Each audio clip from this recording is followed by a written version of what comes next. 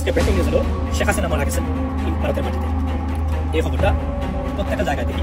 জন্ম নিলে মরিতে হবে, এটাই চিরন্তন, এটাই বাস্তব। বাস্তব মেনে নিতে হবে। আওয়ামী লীগের সভানেত্রী শেখ হাসিনা মারা গিয়েছে। সামাজিক মাধ্যমে সম্প্রতি বাংলাদেশের সাবেক প্রধানমন্ত্রী শেখ হাসিনার মৃত্যুর গুজব ব্যাপকভাবে ছড়িয়ে পড়ে।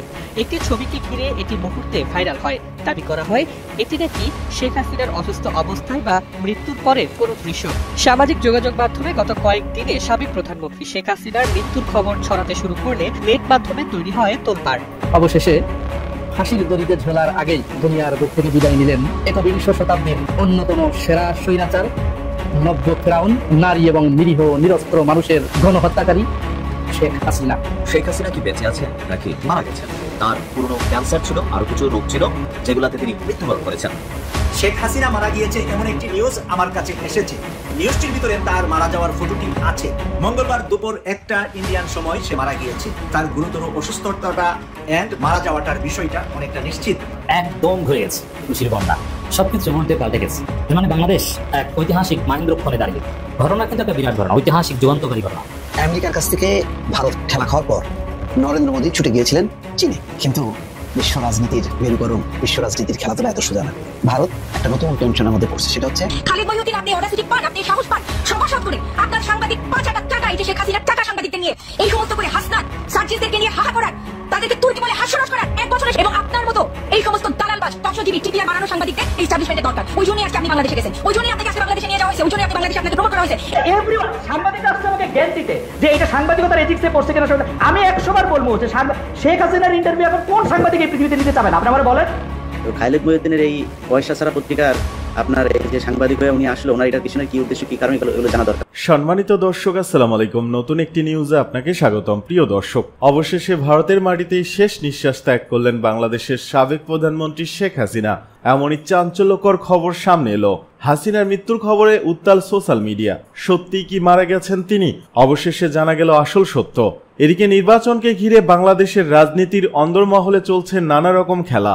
শুরু হয়েছে একের পর এক গভীর চক্রান্ত। এই মুহূর্তে ঠিক কি চলছে পর্দার আড়ালে? প্রিয় দর্শক, রাজনীতির অন্দরমহলের সর্বশেষ খবরাখবর নিয়ে করা আমাদের আজকের ভিডিওতে অত্যন্ত গুরুত্বপূর্ণ তথ্য শেয়ার করা হয়েছে। দয়া করে ভিডিওটি শুরু থেকে শেষ পর্যন্ত ধৈর্য সহকারে দেখে একটি লাইক দিয়ে সবাইকে বেশি বেশি করে শেয়ার করে দিবেন। সেই সাথে আমাদের ভিডিওটি আপনি বাংলাদেশের কোন জেলায় বসে দেখছেন বা শুনছেন সেটি অবশ্যই কমেন্ট বক্সে কমেন্ট করে জানিয়ে দিতে ভুলবেন না। চলুন আর কথা না বাড়িয়ে ভিডিওটিতে একটি লাইক দিয়ে ধারাবাহিকভাবে আজকের বিস্তারিত গুরুত্বপূর্ণ খবরগুলো দেখে আসি।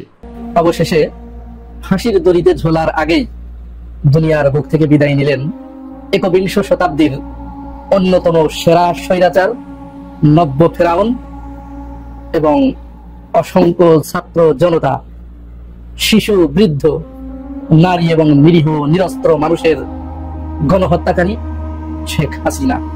এরকম একটি শিরোনাম আপনারা হয়তো দেখার জন্য অপেক্ষা করছেন, কিন্তু এইটার জন্য আরো কয়েকদিন অপেক্ষা করতে হবে। আমি এখন যেটা বললাম এইটা হয়তো ঘটে গেছে কিংবা ঘটে নাই, তবে যে কোনো মুহূর্তে এটি যে ঘটে গেছে বা ঘটতে যাচ্ছে বা ঘটবে সেটি আপনারা জানতে পারবেন যে কোনো মুহূর্তে।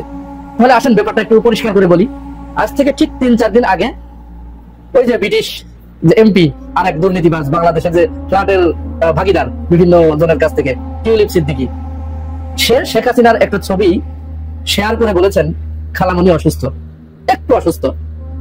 তখনই কেন যেন আমার ভিতরে একটু মচর দিয়ে উঠলো এবং আমার মনের ভিতরে একটু খটকা লাগলো। আমি তখনই চিন্তা করলাম যে এই বিষয়টা নিয়ে আমার ভিডিও বানানো দরকার। তো এর ভিতরেই ডাকসুর এই যে বিভিন্ন ধরনের কেসাল টেসাল বেঁধে গেল, পাগলদের উচ্ছেদে বামেদের মায়া কান্না শুরু হয়ে গেল। ওনাদের দুনিয়ার যত বাধা বিপত্তি সব এই কেন্দ্রিক, ওনাদের যত বাধা বিপত্তি, মেজরিটি পার্সেন্টেজের পক্ষে কোনোদিন বাংলাদেশের বামেরা দাঁড়াতে পারে না। এটা ওদের নেচারে নাই। ওরা সবসময় ওই মাইনরিটি, মানে যারা একেবারে সমাজের সবচেয়ে নিকৃষ্ট মানের, এইগুলোর পক্ষে তাও নিতে অসুবিধা নেই, দোষ নাই, তাদের পক্ষেও দাঁড়ানোর দরকার, কিন্তু সেটা তো ন্যায়গত ভাবে হওয়া দরকার। এমন একজনের পক্ষ নিয়ে দেখা যায় সমাজে যারা অপরাধী হিসেবে চিহ্নিত তাদের পক্ষ নিয়ে নেয়। যাই হোক, এদের নিয়ে কেসাল যখন শুরু হলো তখন এই জামা হলে আমি আর ওই ভিডিওটা বানাতে পারিনি। আমি আপনাদের এর আগে বেশ প্রায় মাসখানেক আগে একটা ভিডিও বানিয়েছিলাম, সেখানে আপনাদেরকে বলেছিলাম যে শেখ হাসিনা এই যে বারবার অডিও কল ফাঁস করেন, প্রকাশ করে দেন, তিনি ভিডিও কলে আসেন না কেন? আসলেই তার চেহারাটা কেমন হয়েছে বাংলাদেশ থেকে পালিয়ে যাবার পরে, বা তিনি আদতেও আছেন কিনা এখান থেকে যাওয়ার পরে। তো তিনি আসলে ভিডিও কলে তার নেতা কর্মীদের দেখা দেন না, কাউকেই দেখা দেন না। অনেকেই নাকি তার সাথে যোগাযোগ করেছে ভিডিও সাক্ষাৎকার নিতে, উনি রাজি হন নাই এরকম শোনা যায়। এরই ভিতরে আজকে আবার নতুন করে তাকে নিয়ে একটা শোরগোল উঠেছে, একটা আলোচনা বাজারে এসেছে। আমার ওই কথার কাছে কিন্তু যাচ্ছে যে তিনি ভিডিও কলে কেন আসেন না, শুধু অডিও কল ছাড়েন। এখন অনেক এক্সপার্ট, আইটি এক্সপার্ট যারা, তারা এইটা ধারণা করছে, বিশেষ করে টিউলিপ সিদ্দিকীর ওই ঘোষণার পরে যে খালামণি তো অসুস্থ, ওই ঘোষণার পরে আইটি এক্সপার্ট যারা তারা এইটা বলছে, এই ধারণা করছে যে আসলে ভারত শেখ হাসিনাকে দিয়ে বাংলাদেশে অশান্তি জিয়ে রাখতে চায়, যার কারণে শেখ হাসিনার ভিডিও কলে আসার মতো পরিস্থিতি তার নাই, হয়তো তিনি মারা গেছেন। শেখ হাসিনা মারা গিয়েছে এমন একটি নিউজ আমার কাছে এসেছে। নিউজটির ভিতরে তার মারা যাওয়ার ফটোটি আছে, কিন্তু আমরা কোনো সরাসরি ওখানে কোনো কিছু যোগাযোগ করার সুযোগ আমাদের নেই। মঙ্গলবার দুপুর 1টা ইন্ডিয়ান সময় সে মারা গিয়েছে। এর 2 দিন আগে আমরা জানি যে লন্ডন থেকে তার বোনের মেয়ে টিউলিপ সিদ্দিকী একটি পোস্ট করেছিলেন তার ভেরিফাইড ফেসবুক আইডিতে যে শেখ হাসিনা গুরুতর অসুস্থ, দেশবাসীর কাছে সে দোয়া চেয়েছে। এই সূত্র থেকে বোঝা যায় যে তার গুরুতর অসুস্থতাটা এন্ড মারা যাওয়াটার বিষয়টা অনেকটা নিশ্চিত, কিন্তু 100% গ্যারান্টি আপনাদেরকে আমি দিচ্ছি না, কারণ আরো তথ্য নিয়ে সামনের দিকে আপনাদেরকে নিউজ দেওয়ার চেষ্টা করব। খালেদ মহিউদ্দিন, আপনি অডাসিটি পান, আপনি সাহস পান, সবসাত করে আপনার সাংবাদিক পাঁচাটা টাকা এসে শেখ হাসিনার টাকা সাংবাদিকদের নিয়ে এই সমস্ত করে হাসনাত সার্জিসদেরকে নিয়ে হাহা করার, তাদেরকে তুর্কি বলে হাস্যরস করার 1 বছরের, এবং আপনার মতো এই সমস্ত দালালবাজ টকশো টিভি টিপিআর বানানো সাংবাদিকদের এস্টাবলিশমেন্টের দরকার। ওই জন্যই আজকে আপনি বাংলাদেশে গেছেন, ওই জন্যই আপনাকে আজকে বাংলাদেশে নিয়ে যাওয়া হয়েছে, ওই জন্যই আপনি বাংলাদেশে আপনাকে প্রমোট করা হয়েছে, এবং সামনে আরো প্রমোট করা হবে। কে প্রমোট করবে? এই যে করাপ্টেড ডিজিএফআই, যারা খুন হত্যার সাথে গিয়ে জড়িত ছিল, যে ডিজিএফআই এবং যে এস্টাবলিশমেন্ট যারা হাজার কোটি টাকা লোপাট করছে। আপনি দেখেন খালেদ মহিউদ্দিন সেই রকম তার রাজার মতো তার সমাবেশ, তার সভা নিয়ে বসছে, হ্যাঁ, যে সবার মধ্যে বসে সে হাসনাতদের মতো জুলাই তুর্কিদেরকে নিয়ে কথা বলতেছে, আর সবাই হাহা করে হেসে গড়ায় পড়তেছে, আর তার সাথে তার সবার সাথে হচ্ছে তাল মিলাচ্ছে, রাইট? বাংলাদেশে জুলাই পরবর্তী সময় খালেদ মহিউদ্দিন, আপনি যে এত বড় সাহস করেন, আপনি আমরা মরে গেছি, জুলাই সত্যি মরে গেছে। ভুল হয়েছে কি জানেন? জুলাই শেখ হাসিনা ভয় যেটা করছিল যে আমাদেরকে যদি ক্ষমতা থেকে নামায় 3 লক্ষ মানুষ মারা যাবে, ভুল হয়ে গেছে এটা। খালেদ মহিউদ্দিন, আপনি অডাসিটি পান, আপনি সাহস পান, সবসাত করে আপনার সাংবাদিক পাঁচাটা টাকা এসে শেখ হাসিনার টাকা সাংবাদিকদের নিয়ে এই সমস্ত করে হাসনাত। খালেদ মহিউদ্দিনের বিষয়টা নিয়ে আর কথা বলতে চাইনি, কিন্তু কেন আবার বলছি, কারণ হলো সেটা আসলে কোনো ম্যাটার না। খালেদ মহিউদ্দিন এমন না যে তার এমন কোনো অবদান বাংলাদেশের রাজনৈতিক পরিমণ্ডল থেকে সামাজিক রাষ্ট্র কখনোই আমি দেখিনি ইফেক্টিভ ব্যক্তি মানুষ হিসেবে, একজন মানুষ হিসেবে, একজন নাগরিক হিসেবে এমন কোনো কিছু করেছে বলে আমার মনে হয় না। তো যাক, এটি তার ব্যক্তিগত ব্যাপার। সাংবাদিক হিসেবে যা করেছে তা দেশের জন্য, রাষ্ট্রের জন্য কতটুকু উপকার হয়েছে এ নিয়েও সংশয় আছে। প্রশ্ন হচ্ছে সাবেক প্রধানমন্ত্রী শেখ হাসিনাকে আনতে চায়, এ নিয়ে বিভিন্ন পক্ষ কথা বলছে। এটা নিয়ে বড়াই করার কিছু নেই খালেদ মহিউদ্দিন, কারণ শেখ হাসিনা ইতিমধ্যে উনি একজন তৃণমূল পর্যায়ের ইউনিয়ন ওয়ার্ড লেভেলের নাগরিকদের সাথে, নেতাদের সাথে তিনি কথা বলছেন। সুতরাং এখানে আমরা দেখেছি, প্রচারও হয়েছে, আপনি আনবেন, এটা যে কেউ যদি আনতে চায় সেক্ষেত্রে সবার কাছে যাবে। আপনি বড়াই করবার কোনো কিছু নাই যে শেখ হাসিনাকে আপনি আনতেছেন আর কেউ আনতে পারতেছে না। এখানে আপনার একটা এজেন্ডা আছে। আপনি এই সাধারণ মানুষকে এর আগেও বিভ্রান্ত করেছেন বিভিন্ন ধরনের এই স্বাধীন সাংবাদিকতার নামে, এখন আপনি বিভ্রান্ত করতে যাচ্ছেন। শেখ হাসিনাকে আনেন বা না আনেন, আমি একজন সাধারণ নাগরিক হিসেবে আপনি এটা নিয়ে বক্তব্য করতে, আপনি সবচেয়ে বড় কথা, আপনি এই 24কে আপনি মস্করা করেছেন, 24 নিয়ে আপনি হাসাহাসির বিষয় হিসেবে দেখেছেন, যেটি বড় ধরনের অপরাধ আপনি করেছেন, বড় ধরনের অপরাধ। যেমন 1971 সাল নিয়ে কেউ যদি হাসাহাসি করে আমি যখন ছাড় দিব না কোনোভাবে, আপনি ঠিক একইভাবে 24 নিয়ে 1,500 মানুষের রক্ত নিয়ে জীবন নিয়ে আপনি হাসি তামাশা করেছেন, সেই জন্য আপনাকে কোনোভাবে ক্ষমা করা হবে না। আপনি ক্ষমা চাইলেও ক্ষমা করে কিনা আমি জানি না, ক্ষমা করার একমাত্র মালিক হলো এই 1,500 মানুষ যারা জীবন দিয়েছে। সেটা গেল, কিন্তু ইন্টারেস্টিং আজকে এখন কেন করলাম, আমার কাছে খুব হাসলাম আমি। উনি একটু আগে মানে দেশের বিভিন্ন জায়গাতে যেভাবে বক্তব্য দিচ্ছে, মনে হয় যেন সে তার বিশাল কিছু একটা করে ফেলেছে। আমি জানি না কি করেছে, কিন্তু ইন্টারভিউ নিয়ে মানুষের আর টকশো পরিচালনা করে আহামরি বিপ্লবী কোনো ভূমিকা রেখেছে সে আমি দেখিনি অন্ততপক্ষে। কিন্তু আপনারা কেন জানি তাকে নিয়ে তার বিভিন্ন জায়গায় তাকে বক্তব্য দিচ্ছেন বিভিন্ন ইউনিভার্সিটি, কি কারণে আমি জানি না। সেই ইউনিভার্সিটি জার্নালিজমের উপরে তার এমন কি হয়ে গেছে যে তাকে তার কথা শুনতে হবে। আচ্ছা নিশ্চয় ঠিক আছে, এখন কথা সে আজকে বলেছে এক ইউনিভার্সিটিতে, সেখানে প্রধান স্পিকার ভাইস চ্যান্সেলর তার অনেক নিচে অবস্থান করছে, সেই প্রধান স্পিকার যে কথাটা বললো যে জার্নালিজম এর প্রধান লক্ষ্য কি, প্রধান লক্ষ্য সেই হিসেবে ধরেছে যে জনগণের ইন্টারেস্টকে দেখা, জনগণ যে বিষয়ের উপরে বেশি ইন্টারেস্ট সেই বিষয়ের উপরে জার্নালিস্ট ঝাঁপিয়ে পড়ে। আচ্ছা জার্নালিজম তো আপনি করেননি, আপনি বিভিন্ন বিষয়ের উপরে আপনি আলোচনা অনুষ্ঠিত করেছেন, আমার মতো টকশো আয়োজন করেছেন। আপনি বলুন তো, আপনি এই নির্দিষ্ট কিছু এজেন্ডা ভিত্তিক বিভিন্ন সময় যে রাজনৈতিক দলগুলোর রাজনৈতিক পরিমণ্ডলে যে বিষয়বস্তু করেছেন, এগুলি বাহিনী কখনো যেসব বিষয় নিয়ে বাংলাদেশের মানুষ সবচেয়ে বেশি হাহাকার করেছে, মানুষ সবচেয়ে বেশি আলোচনা করেছে, মানুষ সবচেয়ে বেশি সাফার করেছে, মানুষ যে বিষয়গুলো নিয়ে সবচেয়ে বেশি কথা বলেছে, এগুলো নিয়ে আপনি কোনোদিন কথা বলেছেন? আপনি কোনোদিন কখনো কথা বলেছেন যে খালেদা জিয়া কেন জেলে রয়েছে, খালেদা জিয়ার বিরুদ্ধে খালেদা জিয়াকে কেন বাড়ি থেকে বের করে দেওয়া হয়েছে, খালেদা জিয়া যে কান্নাকাটি করেছে এবং তাকে কেন বিনা বিচারে একটি ভুল ভ্রান্তির একটি সাজানো মামলায় তাকে জেলখানার মধ্যে রেখে দেওয়া হয়েছে বছরকে বছর, কখনো এসব নিয়ে কথা বলেছেন? কখনো বলেছেন যে খালেদা জিয়ার ইন্টারভিউ নিতে চান? তখন তো আপনি পাওয়ারফুল, আপনি তো আওয়ামী লীগের চ্যানেলের মধ্যে আওয়ামী লীগের পাওয়ারফুল মালিকের সাথে আপনার ধর্ম মরম সম্পর্ক, আপনি খুব ভালোই তখন প্রভাব নিয়ে চলেছেন, বেশি ছিলেন। খালেদা জিয়ার অবস্থান, আপনার অবস্থা তো মাত্র 10 মিনিটের ব্যবধান ছিল। কখনো কি খালেদা জিয়াকে নিয়ে কথা বলার চেষ্টা করেছিলেন? তখন তো চাইলেই পারতেন, কারণ আপনি আওয়ামী পরিবারের মধ্যেই ছিলেন। কখনো চেষ্টা করেছিলেন? আমার মনে পড়ে না যে আপনি কখনো খালেদা জিয়াকে যে করেই হোক খালেদার ইন্টারভিউ নিতে চাই, তার জানতে চাই যে তিনি তাকে যেভাবে রেখে দিয়েছে তার দৃষ্টিভঙ্গি কি একটু জানি না, পারেননি। আমি খালেদা জিয়াকে সাপোর্ট করছি, খালেদা দলকেও সাপোর্ট করি না। আমি আপনার এই যে বললেন মানুষের যেটার প্রতি বেশি, মানুষের ইন্টারেস্ট বেশি, সেটাকে নিয়েই মানে কথা বলা বা বলার জার্নালিস্টের প্রধান কাজ। আপনি এদেশে আলেম সমাজের অনেকে গুম হয়েছিল, সব মিথ্যা গল্প তৈরি করে গুম করেছিল। এক একজনের গুমের পর সারা বাংলাদেশে মানুষ এটা নিয়ে কথা বলেছে। কখনো গুম নিয়ে আলোচনা আয়োজন করেছিলেন? কখনো কোনো আলেমকে, গুম হওয়া ব্যক্তিকে কখনো ডেকে নিয়ে জিজ্ঞাসা করছেন আপনাকে কেন গুম করেছে? করেননি। আপনি কখনো কোনো একটা মাদ্রাসা শিক্ষার্থীকে যখন মানে এই মাদ্রাসার সামনে থেকে মাইক্রোফোন করে তুলে নিয়ে গেছে, আমরা জানতাম, আমরা করেছি, বহুবার তাদেরকে ফেরত আনার জন্য কাজ করেছি এবং এনেছিও, রেকর্ড আছে। আপনি করেছেন? করেননি, কারণ আপনি জানতেন কারা করছে, কেন করছে, উদ্দেশ্য কি, সব কিছু জানতেন। তো কিসের মানুষের ইন্টারেস্ট নিয়ে কাজ করেছেন? ফাজলামির তো সীমা থাকা উচিত, বাটপাড়ির তো সীমা থাকা উচিত। হ্যাঁ, আপনাকে উঠেছে আমাদের দেশের যে কি এলিট, তথাকথিত এলিট চিন্তাবিদ্যা দিয়ে আমরা গরিব নিয়ে কাজ করেছি। এই কারণে এলিট শ্রেণীর এই বাটপারগুলি আছে, রাজনৈতিক বাটপারগুলি আপনার মতো মানুষের কেয়ার করতে চায়। আমরা মানুষ, আমরা জার্নালিস্ট না, আগে হলো মানুষ। এরপরে জার্নালিজম করি। শেখ হাসিনার বা তার সময়কালীন সময় যত ঘটনা, বড় বড় ঘটনা ঘটেছে, কবে শুনে কথা বলছেন আপনি? রাজনীতিবিদকে এনে প্রশ্ন করা। আর আমি ইচ্ছা করবো বহুত রাজনীতি আনতামই না, বহুত আনতাম না। রাজনীতি কথা বললে আমার লোকজনকে বহু মেরে ফেলতেছে, আমি এসব নিয়ে কথা বলছি। সুযোগ পাই যখন দেখছি যে 10 জন মানুষ আমাকে দেখে, তখন কাজে লাগিয়েছে যে 10 জন মানুষকে দেখানোর বিষয়টাকে আমি নিয়ে কথা বলি, সমাধান কিভাবে করা যায় সমস্যাকে নিয়ে, সেভাবে কথা বলেছি। আপনি কি করেছেন? এটা জার্নালিজম বলে? এগুলো কি জার্নালিজম বলে? যাই হোক, এখন যারা এই তাকে নিয়ে খুব বেশি ইয়ে করছেন, আমি জানি না কিসের উপর ভিত্তি করে এই পুরো আন্দোলনের মধ্যে আমরা তো বিদেশে আমিও ছিলাম, আমিও কিন্তু এই পুরো যখন বাংলাদেশ বিচ্ছিন্ন ছিল আন্দোলনের সময়, বাংলাদেশ বিচ্ছিন্ন করে ফেলে, ইন্টারনেট কানেকশন যখন ছিল না, তখন আমি তো কাজ করেছি। দেশের মানুষ তো জানে না, প্রত্যেক দিন দিদি 2টা করে পর্যন্ত ইয়ে করেছে, সারা পৃথিবীর মানুষ ফেসবুক বলে দেখেছে। একটা অনুষ্ঠান করলে প্রায় লক্ষাধিক মানুষ একসাথে দেখতো যে বাংলাদেশ কি হচ্ছে। আপনি কি ভূমিকা রেখেছেন? হ্যাঁ, বিপ্লবী ভাব দেখেন কি ভূমিকা রেখেছেন বাংলাদেশের মানুষকে। আমার অবস্থান এটা নয় যে শেখ হাসিনার ইন্টারভিউ দিবে কি নিবে না, এটা আপনি পারলেন নেন গা, এটার মধ্যে বড়াই কিছু নয়। শেখ হাসিনা এখন মানুষ খুঁজতেছে কার কাছে ইন্টারভিউ দিবে। উইথ ডিউ রেসপেক্ট, আমার কাছে আসলে আমি কোনো কি করবো না সেটা নিয়েও আমি দ্বিতীয়বার চিন্তা করবো। আর না করার পক্ষে বিপক্ষে অনেক যুক্তি আছে। হ্যাঁ, আমি আমার বাচ্চার খুনি, আমার বাচ্চা শেখ হাসিনা, আমি সে ভিতরে যেতে চাই না। শেখ হাসিনা নিজের হাতে খুন করেছে, খুন করেনি, এসব বিচার নিয়ে আমি কথা বলছি, বিশ্লেষণ করতে চাই না। তবে সে এখনো পর্যন্ত 1,500 মানুষের খুনের অভিযুক্ত আসামি। সেই আসামিকে নিয়ে আপনি বলেছেন কি সে 50 লাখ ইন্টারভিউ নিলেও তার বিরুদ্ধে সে খুনি হিসেবে থাকবে। তার আপনার দরকারটা বলছে কি আপনি একবার ইন্টারভিউ নেন কি জন্য, মানে উদ্দেশ্যটা কি? তারপর আপনি নিতে চান নেন, এটা আমার বিষয় না। আমার কথা আপনি 24কে কোনোভাবে ছোট করে দিতে পারবেন না, কোনোভাবেই না। আমরা যারা আওয়ামী লীগের যারা নিরাপরাধ রয়েছে তাদের জন্য কাজ করছি, কিন্তু আওয়ামী লীগের কোনো কিছু বিনিময়ে নিজের নীতিকে বিক্রি করবো না।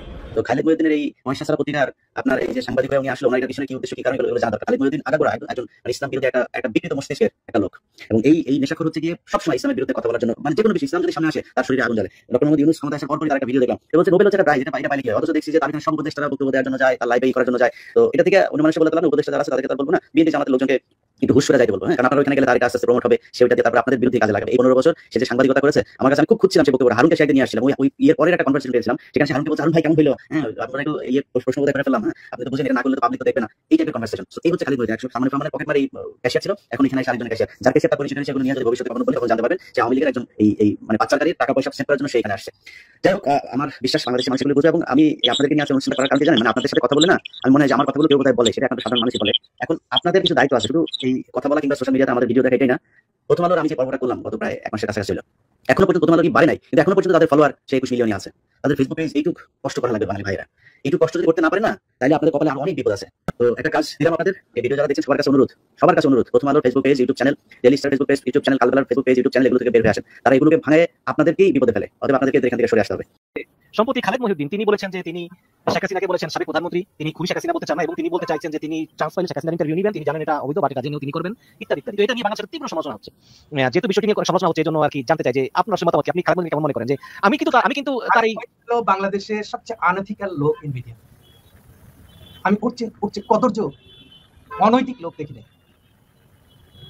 স্পেসিফিক বলে কি নেন তুলছেন যখন প্রশ্নটা, মোদি তখন কেবল ক্ষমতা আসছে, মোদিদের রেজাল্ট, ইলেকশন রেজাল্ট বেড়ায় সাধারণত মার্চ 14 সালে ঘটনা নাকি 14 সালে ঘটনা বলতেছে। সেই সময় বর্তমানে তৃণমূল কংগ্রেসের এক কর্মী বোমা মারিতে গিয়ে বোমা পিটে গেছে। এইটাকে ওরা দিছিল, গল্প দিয়ে বানাইছিল, বাংলাদেশ থেকে একটা জেএমবি গেছে, জেএমবি গিয়ে ওখানে ঘাঁটি করছে, এবং এইটা তৃণমূল তাদেরকে সুযোগ দিচ্ছে, এটাকে পুরো জেএমবি বানাচ্ছে। এইবার আসে এই পুরো গল্পটা এই মহিউদ্দিন তার টিভিতে, আইটিভিতে প্রচার করতেছে যে ইন্ডিয়ান গোয়েন্দা সংস্থা, ইন্ডিয়ান রয়ের ইনফরমেশন হচ্ছে এটা, আর সেম ইনফরমেশন ইন্ডিয়া প্রচার বলতেছে বাংলাদেশের ডিজিএফআই বলছে তাদেরকে।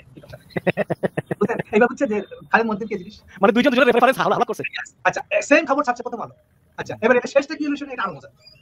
মোদির সরকারের ভিতরে একটা প্রতিমন্ত্রী আছে, প্রতিমন্ত্রীর মিনিস্ট্রির নাম হলো আপন বিভাগ। আপন মানে হলো পার্সোনাল মানে উনি নিজে যে প্রশাসনকে দেখেন সেই বিষয়টা নিজে করতে পারেন না, ওই জন্য একটা প্রতিমন্ত্রীকে দায়িত্ব দিয়েছে। সম্ভবত লোকটা নাম জিতেন সিং টাইপের একটা নাম হবে, মনে পড়তেছে। ওকে, ওই বছরের শেষের দিকে এবার জিতেন সিং ঘোষণা করতেছে যে না এগুলো সব এগুলো নিয়ে আমরা কোনো মামলা করছি।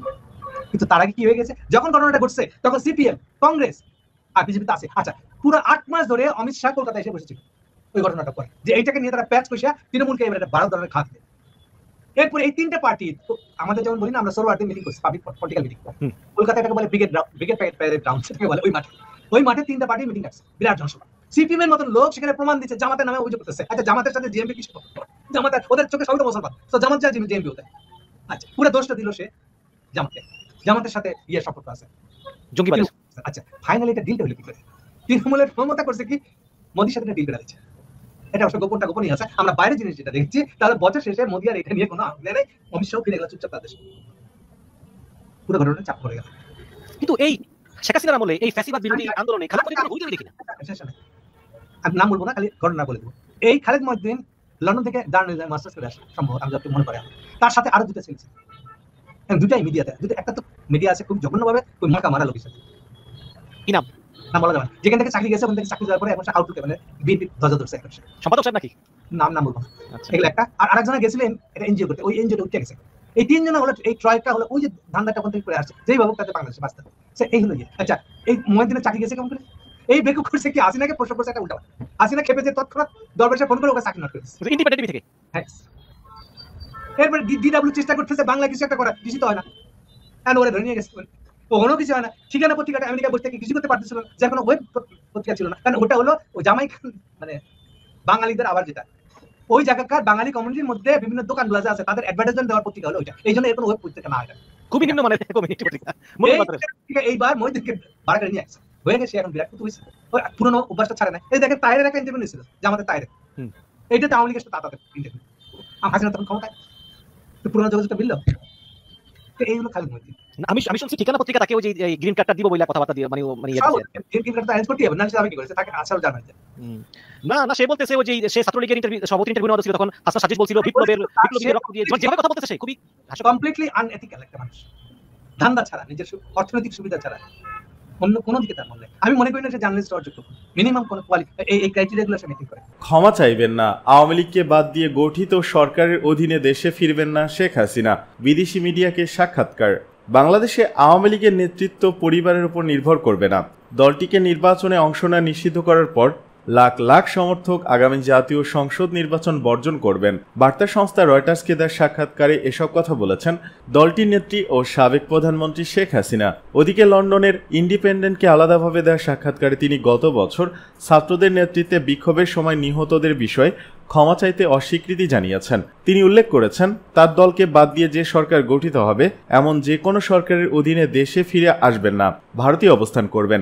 গত বছর 5ই আগস্ট পালিয়ে ভারতে আশ্রয় নেওয়ার পর এবারই প্রথম বিদেশি সংবাদ মাধ্যমের সঙ্গে সাক্ষাৎকার দিলেন তিনি পালিয়ে যাওয়ার পর শান্তিতে নোবেলজয়ী ডক্টর মোহাম্মদ ইউনূসের নেতৃত্বাধীন অন্তর্বর্তী সরকার বাংলাদেশের নেতৃত্ব দিচ্ছে। হাসিনার অপসারণের পর থেকেই বাংলাদেশের শাসন করছেন তারা। আগামী ফেব্রুয়ারিতে নির্বাচন আয়োজনে প্রতিশ্রুতি দিয়েছে অন্তর্বর্তী সরকার। শেখ হাসিনা বলেন, আওয়ামী লীগকে নিষিদ্ধ করা শুধু অন্যায় নয়, বরং সেলফ ডিফিটিং। তিনি বলেন, পরবর্তী সরকারে অবশ্যই নির্বাচন তাৎপর্য থাকা চাই। কোটি কোটি মানুষ আওয়ামী লীগের সমর্থক, তাই এ অবস্থায় তারা ভোটে যাবে না। কার্যকর রাজনৈতিক ব্যবস্থার জন্য কোটি কোটি মানুষকে নির্বাচন থেকে বঞ্চিত করা যায় না। রয়টার্স লিখেছে, বাংলাদেশে নিবন্ধিত ভোটারের সংখ্যা 18.5 কোটি ছাড়িয়ে গেছে। রাজনৈতিকভাবে আওয়ামী লীগ ও বাংলাদেশ জাতীয়তাবাদী দল বিএনপি দীর্ঘদিন ধরেই মূল দুই দল। আগামী নির্বাচনে বিএনপিকে বিজয়ী হিসেবে দেখা হচ্ছে। সাম্প্রতিক সময় নির্বাচন কমিশন মে মাসে আওয়ামী লীগের নিবন্ধন স্থগিত করেছে। তার আগে ইউনূস সরকারের অধীনে জাতীয় নিরাপত্তা ও যুদ্ধাপরাধ তদন্তের জন্য ওই দলের সব কর্মকাণ্ডও নিষিদ্ধ করা হয়। শেখ হাসিনা আরও বলেন, আমরা আমাদের সমর্থকদের অন্য কোনো দলকে সমর্থন করতে বলছি না। আমরা এখন আশা করি সাধারণ বিবেক জয়ের পথে ফিরে আসবে এবং আমাদের দল নিজে নির্বাচনে অংশ নিতে পারবে।